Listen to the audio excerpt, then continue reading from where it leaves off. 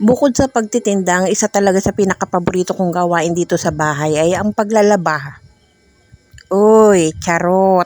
Ang totoo niyan, ang paglalaba ang pinakaayaw ko talagang gawin. Diyos ko, ang sakit sa likod. Not until makabili kami. Makakuha pala kami gamit ang home credit ng automatic washing machine. Yung Panasonic Bazooka. At talaga namang totoo nga ang chismis. Ang linis nga nitong maglaba.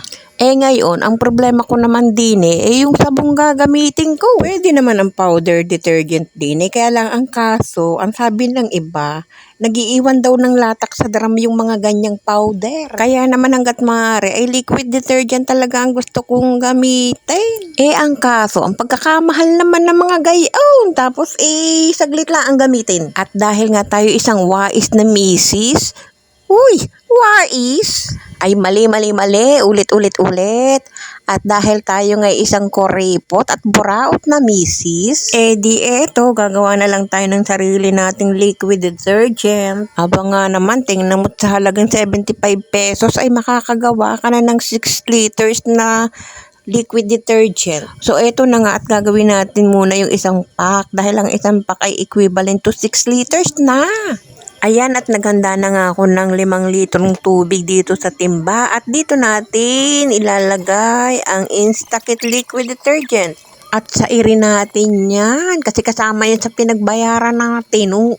Tapos halu-haluin natin yan sa loob ng 5 minuto. At pagkatapos nito ay hayaan lang natin sila ng mga 3 oras para matanggal-tanggal yung mga bula-bula. At pagkatapos nga ng 3 oras, yan, pwede na nating isalin.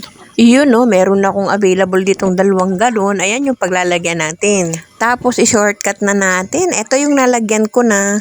Diga, madami-dami na are. Maraming labahin na rin ang malalabhan na re. Tapos, meron pa ako dining tirang isang pack. Ay sa susunod na are. Ang pansin ko lang din, medyo natatapangan ako sa amoy. Amoy palaban.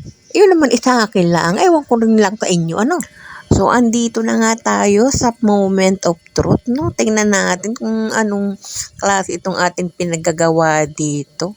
Ayan, at tinakal-takal ko pa nga siya. Pwede namang diretsa ang galong maglagay doon, At syempre, wag naman natin kalimutan lagyan ng fabric conditioner at ng lumambot-labot ang ating mga nilalabhan. At pindot-pindutin na natin ito nang makapagsimula na siyang maglaba. Ayan, diba naman? Ang kisig maglaba ni Bazooka. At medyo yun nga lang, Pansin nyo ba, hindi siya masyadong mabula. Siguro dapat umorder din ako ng foam booster. Dahil talaga namang ang gusto ko pag nilalaban ng mga damit ay bula akong bula.